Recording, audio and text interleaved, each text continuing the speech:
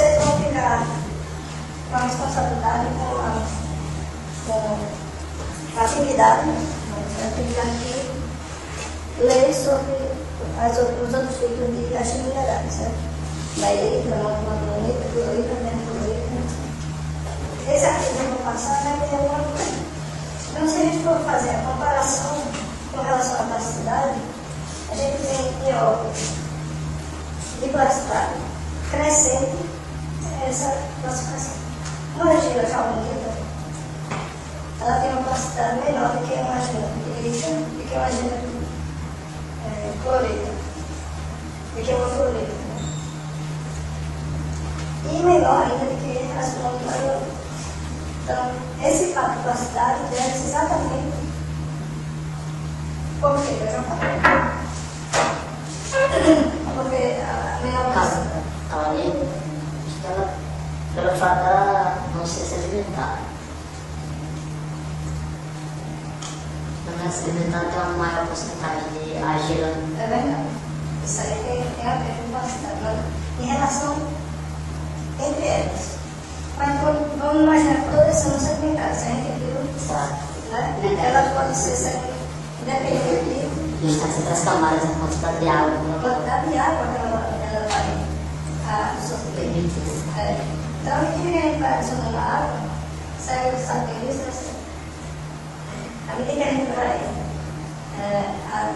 colocando água no material, ela vai ter uma maior capacidade de absorver essa água e vai desenvolver mais essa capacidade. Então, a argila carbonita tem uma capacidade, normalmente, uma capacidade menor do que uma argila, que é uma clorita, certo? Outra característica importante que a gente viu em relação à fluidez. E aí, fluidez não tem nada a ver mais com a questão de formação da molécula, né? Por quê? A fluidez do material vai ser o que vai provocar o material ser fundente ou não é a quantidade de álcool que o material vai ter. Então, normalmente, o que acontece com esse tipo de material? As argilas monocloritadas, as argilas indígenas, é que tem um maior percentual desse teor de álcool. E líquidas e cloridas, elas estão sempre próximas, né? Essas características. As monocloritadas vêm seguindo em relação com isso, e as cloridas, porque mais teor de álcools, consequentemente, aquele teor de silício alumínio é bem maior. Por isso que essas argilas são consideradas argilas refratárias do RFU. Então, eu quero um material refratário, eu tenho que pensar na argila caolina. Eu quero um material que tenha elevada plasticidade, eu tenho que pensar na argila monocloritadas. Eu quero um material moderado plasticamente, vamos colocar que tem uma quantidade moderada. Essas argilas são consideradas as argilas hídricas, certo? E como a gente falou de resistência mecânica da carbonita, vamos colocar também uma sequência em relação à resistência mecânica do material. Qual a sugestão de vocês com relação à resistência? Qual dessas argilas elas teriam uma temperatura, uma resistência mecânica maior?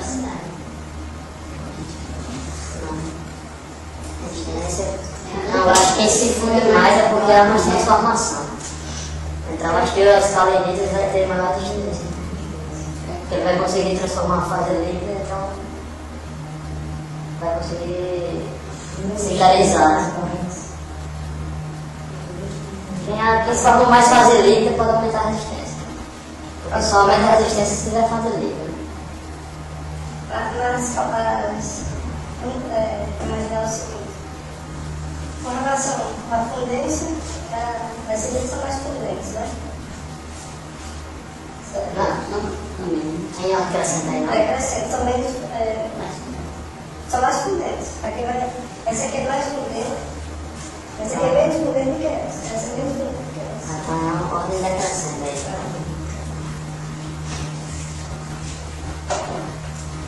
o sinal longo. Tá errado. E ele que está aí na Nascimento Paulista. Tá errado. Então não coloca letras.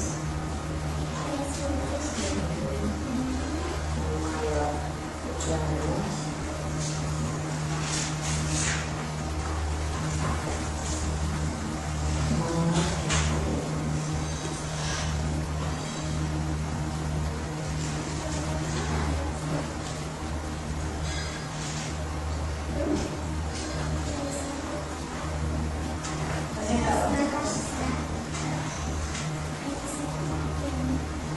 Você está em problema.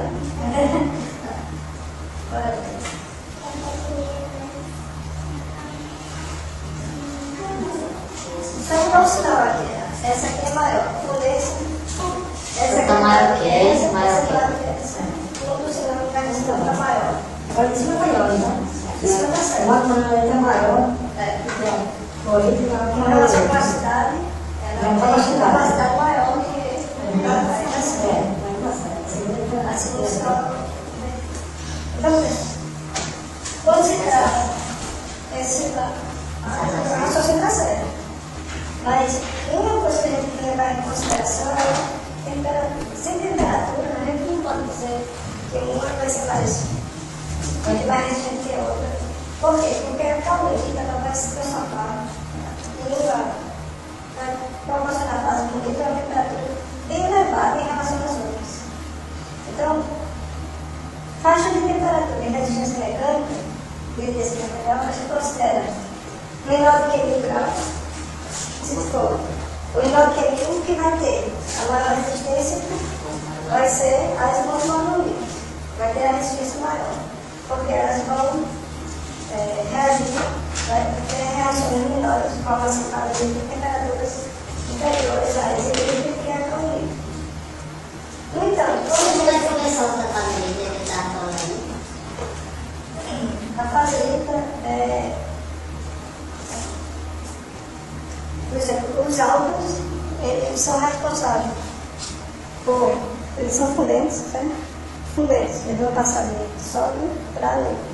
Essa transformação de sólido para líquido é a formação de fase líquida.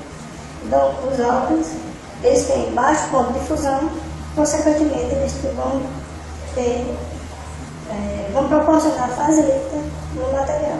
Por isso que são materiais fundentes.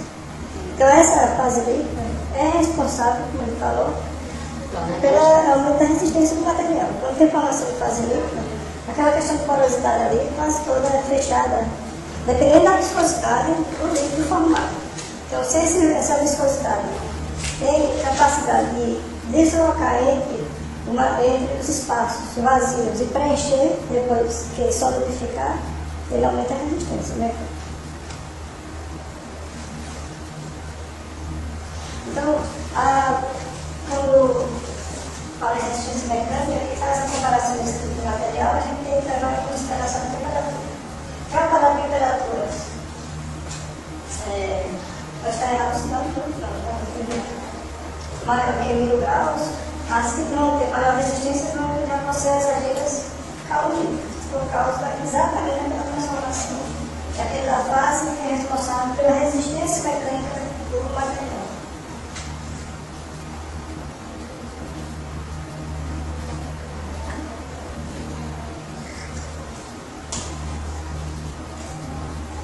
Então, aqui, o que muito pode acontecer quando se trabalha com argilas cilíndricas, se ela tem muita fase líquida, ela pode provocar deformações dentro do material.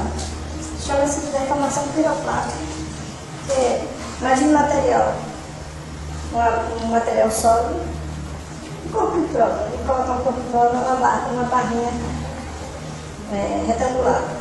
Então, essa deformação, ela provoca, se você colocar uma cor aqui, se o material não tem deformação plástica, ele vai ficar no seu formato original sem deformar.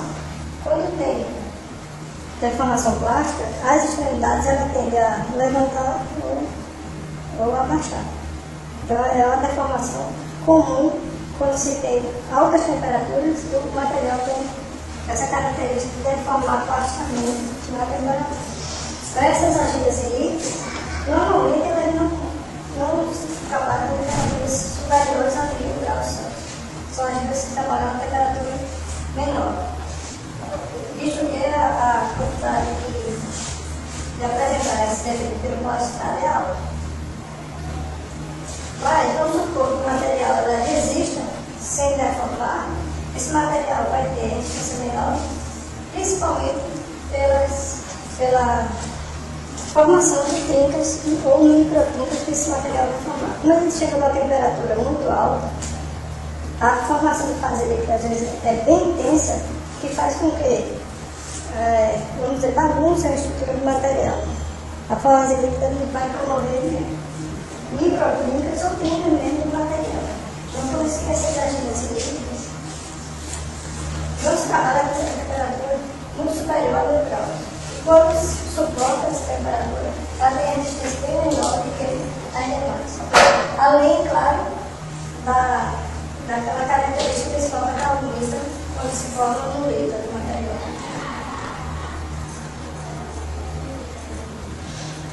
Agora eu vou passar. A gente criou. Só voltar aqui, tá? Vou voltar.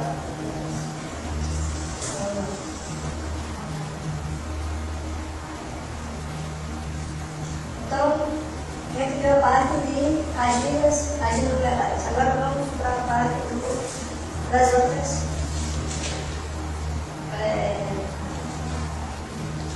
Outros grupos minerais, também o pau, queria ver para a classificação do pau, eu não estou lembrado, mas eu acho que cada é das boletas. Então o pau também, ele é uma estrutura, é um silicato, falado da estrutura silicato, porém é um silicato tratado de magnésio. Todo pau tem um teor alto de óxido de magnésio.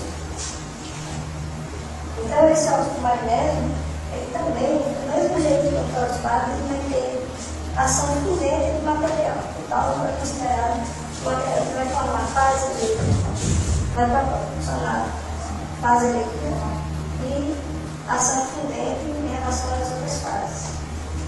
Ele tem uma estrutura similar à imagem mineral e sua composição química é essa aí. O magnésio, silício, por exemplo, da forma hidratada. Principais reações a 1000 graus forma esse proteína, é cada um. E essa outra fase lá também é característica dessa temperatura. E ele só vai fundir, o material só vai fundir por completo a 1547 graus. Então, por isso que o tal ele é aplicado como fundente. Outra característica do tal é o cálculo. O talco cerâmico, o talco, ele tem essa capacidade de alto coeficiente de expansão térmica.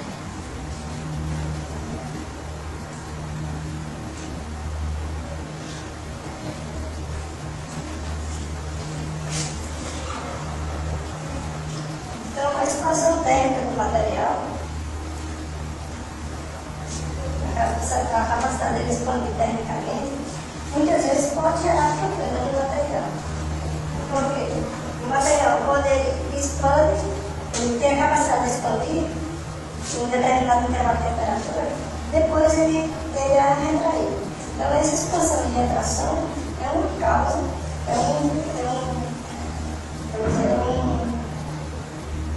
pode levar a diminuir a resistência mecânica do material. Então, o cálculo ele tem alto coeficiente de expansão térmica, ele muitas vezes é utilizado como regulador de expansão térmica do material. Adicionando esse cálculo. Pelo menos eu falei na ano passado, em revestimento de cerâmica, tradição vital, muitas vezes é utilizado para diminuir a expansão térmica do material. No revestimento cerâmico vital.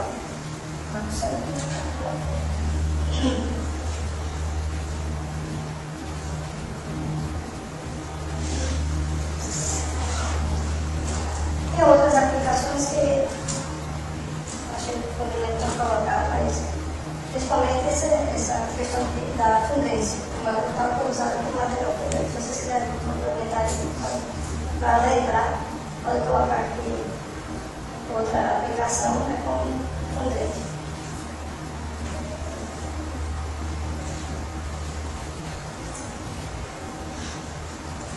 Feldspatos são silicatos de alumínio anhídridos. Então, existem aqui, a gente está colocando na composição dos 3 principais tipos de feldspato. Esses feldspatos, esses 3 tipos de feldspato, eles vão ter comportamentos bem diferentes. Principalmente, o feldspato é um material que a gente usa material fundente, né? Então ele vai formar essa fase livre. Mas dependendo do tipo de feldspato, ele vai ter diferentes viscosidades para fazer o temporário. Então, a albita é o tipo de feldspato, que é o feldspato sólido. Então, todo feldspato sólido, alumínio silicato anhídrido sólido, é uma albita, considerado feldspato albita. Então, quando você referir a albita, você está terminando o feldspato sólido. Ortoclaste é outro tipo de feldspato, que é o feldespato potássico. Então, ele vai ter a mesma estrutura, só que a substituição do alumínio vai ser, em vez do sódio, vai ser do potássio. E a tortita é o cálcio que vai entrar na composição do feldespato. Então, esses 3 feldspatos são os 3 principais feldspatos utilizados como na indústria cerâmica, na fabricação de materiais cerâmicos. Eles vão ter comportamentos, como eu falei, diferentes, de acordo com a sua viscosidade da fase líquida formada. Então, todos eles, acima de 1000 graus, eles vão ter como característica a formação dessa fase líquida. Então, tem reações. Tem outras reações que a gente vai ter. Eu acho que é melhor deixar mais para frente, porque a gente vai ter uma bagagem maior em relação a essas reações. E na caracterização a gente tem como mostrar melhor uma curva com as reações que ocorrem nesse cada tipo de feldspato. Mas o que a gente tem que lembrar, a partir de agora, é que os feldspatos são fundentes e se comportam de maneira diferente, de acordo com esses tipos mais comuns.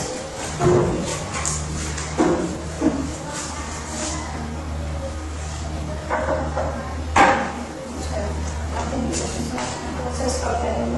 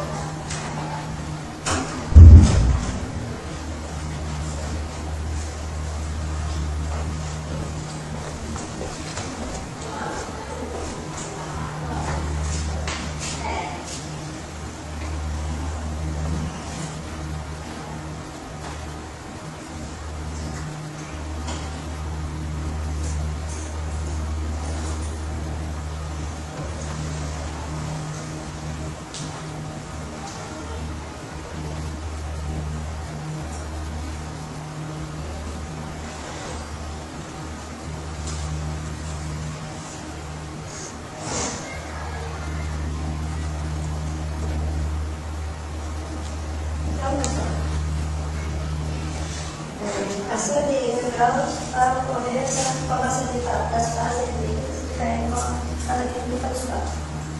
Com relação às propriedades e aplicações, a principal aplicação do protocolo é direito do independente. Ele também tem a característica de ser insolúvel em água, quando misturado com água. Ele vai formar fase de níquel em corpo cerâmico, que é muito utilizado em revestimento cerâmico para a formação do esmalte, que é a parte esmaltada do material cerâmico. Então, a maior parte do material, da matéria-prima utilizada para esmalte é o transparente. Ele também tem como característica ter pouco teor de ferro presente na sua composição, que vai proporcionar a brancura do material. Muitas vezes o feldspar tem carbonatos, que isso é indesejável, porque a temperatura de formação de reação dos carbonatos é uma temperatura baixa. E a temperatura de formação de fase líquida é uma temperatura superior a 1000 graus. Para mais dessa temperatura, quando se tem carbonato, o material tem o degrau de parência, a fervura do material. O material realmente liberação de saúde, exatamente. Mantém os carbonatos, essa fervura do material provoca defeitos no material cerâmico. Tem também na lei informando que o potássio, o feldspar de potássio, que é o ortoplástico, ele é mais utilizado na confecção de porcelanas. Então, as porcelanas, todo esse material porcelânico, ele é feito com tercial de feldspar, caolino e quartzo. Então, os mais indicados na porcelana são os feldspar de potássio, por gerar uma viscosidade maior do que o feldspar do sódio. Ou seja, nesse caso aí, se eu tenho uma viscosidade muito grande do material, ele já pode gerar problemas, principalmente de deformar o material, deformação do material. Por isso que o potássio é mais utilizado nas porcelanas, que vai ter uma viscosidade maior e vai vamos dizer, suportar melhor a formação de fase líquida do material.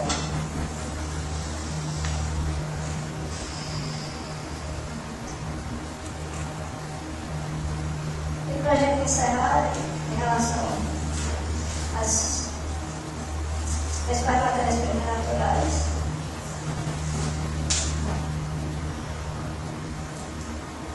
restou a sílica, né? A sílica tem várias formas de sílica, a mais comum é o quartzo. Então, o quartzo é a forma mais comum da sílica, que tem composições de CO2 e tem reações bem características quando se utiliza a composição sílica. Sílica numa temperatura altíssima para revestimento para cerâmica, 1650. E tem essa característica aqui, bem importante quando se tem sílica no material. Espero que vocês tenham prestado bem atenção nisso. Eu já falei isso.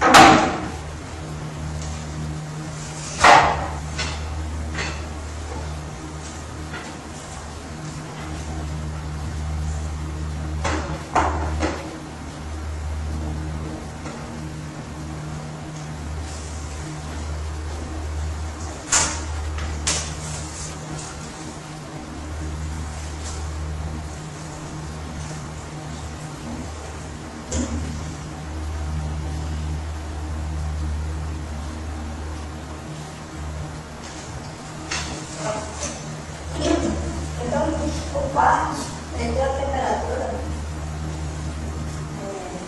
muito alta de fusão, 1650 graus. Mas a principal reação que ocorre no material não é uma reação química, é uma reação física de alteração, mudança de fase dessa temperatura, se for um quarto puro, se for a cerca pura, de 573 graus, tem a inversão de fase do quarto ao quarto térmico. Então, essa mudança de fase, ela é acompanhada de um aumento brusco de volume.